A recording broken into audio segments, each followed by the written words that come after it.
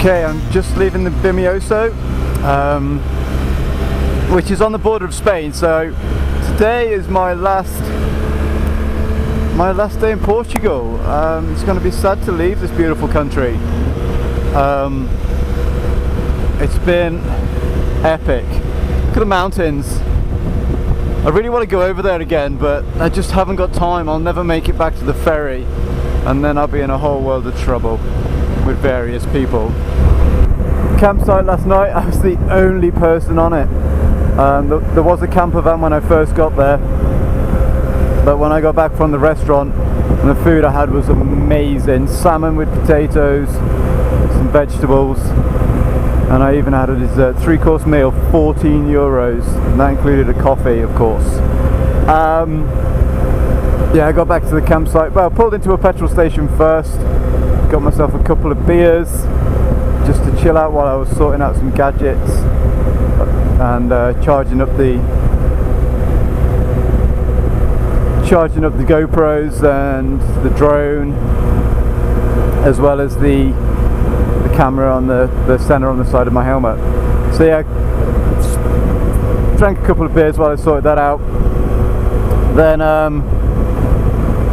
got in my scratcher, and it, like I said, it was freezing last night, but the sun's out with a vengeance this morning. It says only 13 degrees, but when that sun's shining on you, it feels amazing. Well, warming the bones up. So yeah, Portugal, I'll be back. It's been an amazing epic adventure,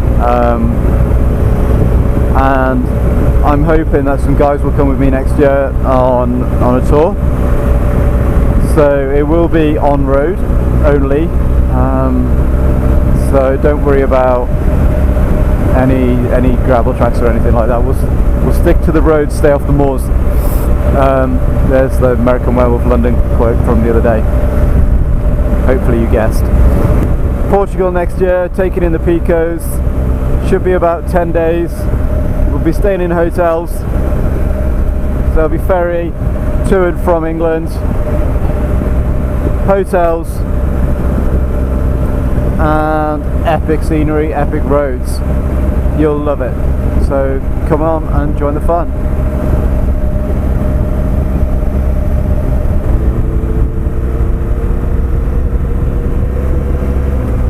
Look at that view.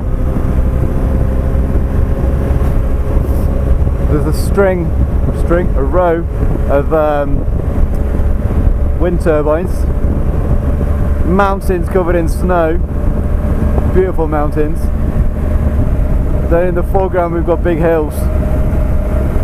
We've got what seems to be the straightest road in Portugal. It's almost like one of those roads in Arizona, you know, the one that Forrest Gump runs down. I was running. So yeah, straightest road in the world. Then we've got more hills and epic scenery. Beautiful. You know, I was saying about it being warmer. Now that the sun's not on me, I'm actually freezing. I was so tempted to put my Gore-Tex on yesterday, and yeah, it's just, I was freezing, and I thought it was going to rain. It did have a couple of speckles while I was on the 621, not the 621, 221.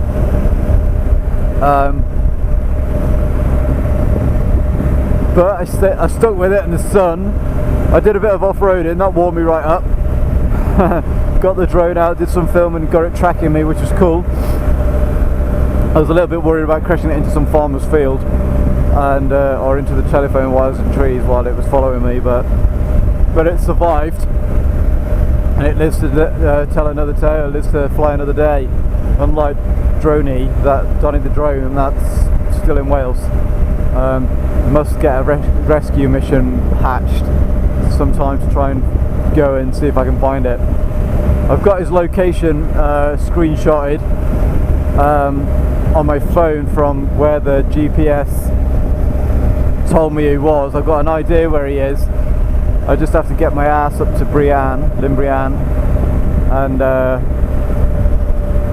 go foraging for him. He'll never fly again, but those bloody things are expensive, and I don't want to just throw it away, that kind of money. I'm never going to be able to, like I say, it'll never fly again, but look at that. Yeah, he'll never fly again, but it'll be good to have him back and just have him as a reminder of, make sure you've always got line of sight on your drone when you're flying him, because you might reverse him into a tree, silly boy, because that's basically what it was.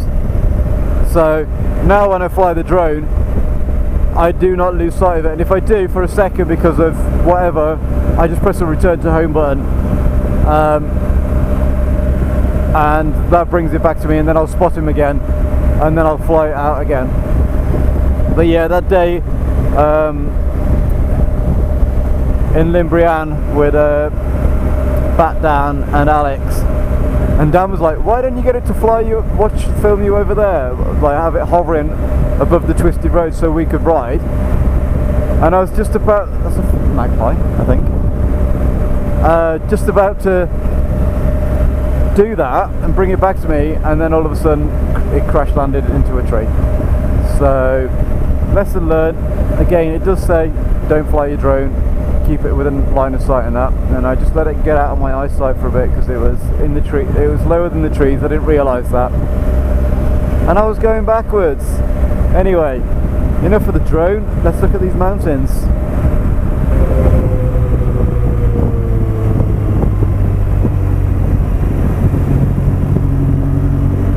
I'm wondering, I'm sure there will be a huge sign to say I'm in Spain, like there was when I got to Portugal on that day. Big massive sign telling you the speed limit and stuff.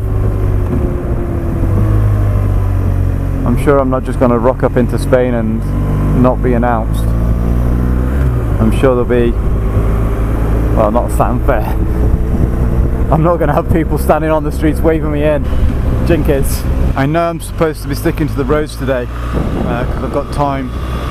I haven't got the time to sightsee down the trails. However, this view is just too much to miss. Wait for it. I saw this from the road, and then I saw a trail leading towards it. So I thought, let's go down there. Look at that. I don't know where this trail goes. Crossroads. Well, left and right. We'll go right. Look at that. That's stunning. I'm in Spain now. Heading towards Lyon. I think I was on the ZA111, but I made a detour, like I said. Saw those mountains from the road. They've been there in the distance, and I just saw this trail that headed directly towards them. So yeah, why not? But I don't know where this bloody trail goes to.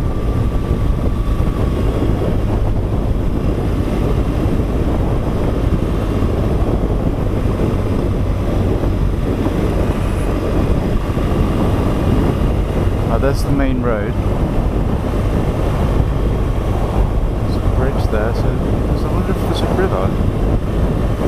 There's a bridge.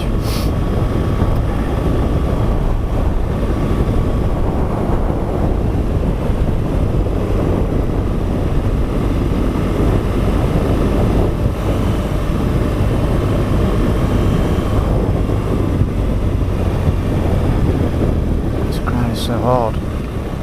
And there's the road. So all tracks lead to the main road, maybe. Maybe, definitely maybe. Anyway, we've made it back to the main road. Traffic's clear right, not left. It's one thing you have to be mega mindful of is when you're getting back off the trails, to go onto the correct side of the road, and also to check for traffic, because there's hardly any traffic on the roads, and then you get on the trails and there's just you and your thoughts. so you just gotta make sure you check for traffic, otherwise you get squished like a frog.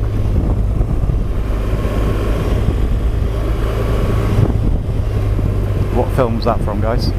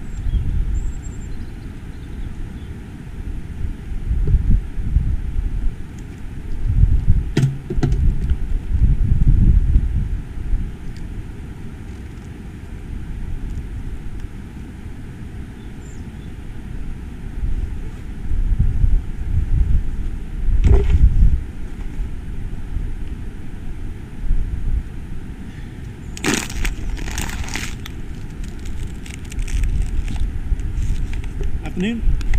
Look at this place, absolutely stunning. I went to Riano. I was supposed to stop for a coffee there, but I decided to crack on. I was enjoying the roads too much. And then I got to a place. I was supposed to take a right, but I took a left on purpose because basically I rode the N621. Where are we?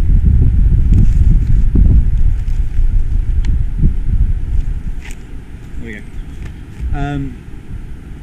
I rode the N621 on the way to Portugal, and I remembered the canyon. It's a little bit it's not a little bit like Cheddar Gorge, it's like Cheddar Gorge on steroids. Desfilarado de los Veos. So, excuse fingers. Where are we? I was at Riano. I was supposed to go this way. I decided to go this way. Okay, so in here is the Picos, and I stopped off at a cafe.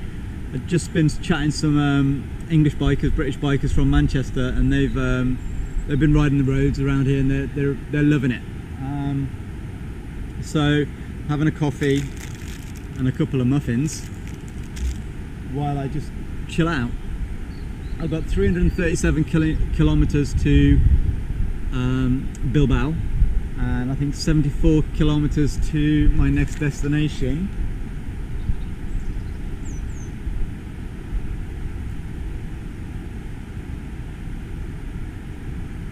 which will be Panes.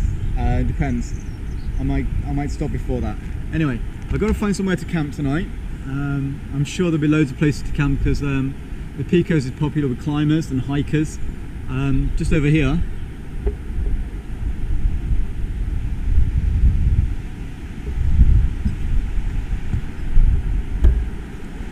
So behind me, there's a wooden bridgey thing, rope bridge. Looks a little bit scary. The gate is locked. Otherwise, I'd have a little go. I'd probably get told off for going across it. So yeah, there's a gate, but there's an old fence up there, and there's loads of zip wires. So yeah, people come out here, zip wire in, climb in. In the winter they ski. There's a waterfall over there. And there's yet another GS.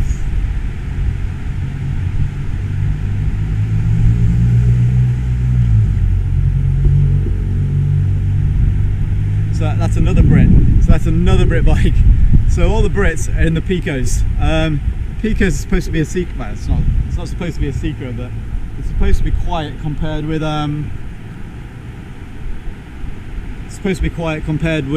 the Alps. But there's tons of bikes here. There's loads of cars here. So whereas Portugal, it was almost like everyone had left Portugal and just left it to me, which is cool. because it was good. So I'm going to crack on with that coffee and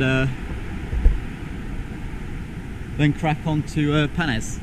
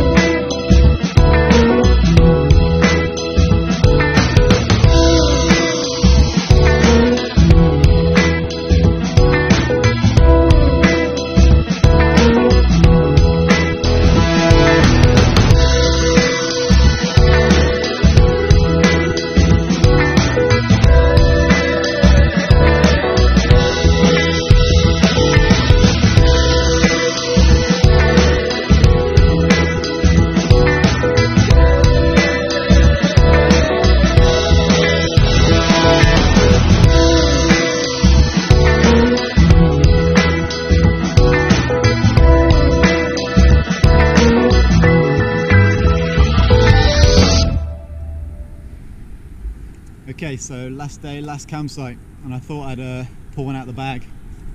Well, actually, more by luck than anything.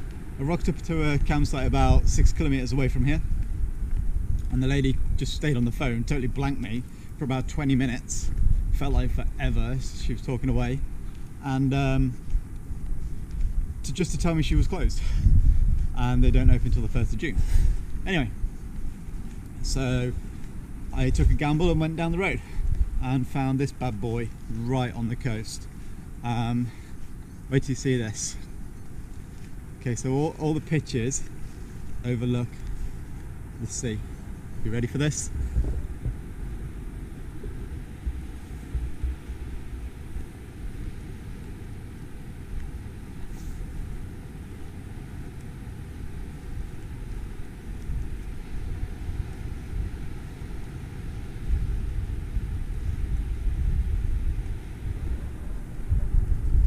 I was hoping to get the tent set up over here because the sun was setting just there. However, cheeky monkey that it is, has only gone and set behind that big massive rock. I'm going to go down to the restaurant, get some big eats, and think about how I'm going to get to Bilbao from here. So there's two ways. 3 hours 30 something via the twisty roads, or an hour and 40 by the motorway. I'm tempted to just jump on the motorway because at least I'll be in Bilbao and I won't miss my ferry, because I really need to be on my ferry home, because well, yeah, I'd be in a whole world of trouble. So this campsite is absolutely stunning. It's like a stone's throw from the Picos. It's really quiet at the moment. Obviously this is low season for them, but it'd be ideal if you go out hiking and stuff like that, or if you want to spend some time, have a single base for your motorbike in. There's an idea. So restaurant's open, gonna get some food, gonna get a couple of beers,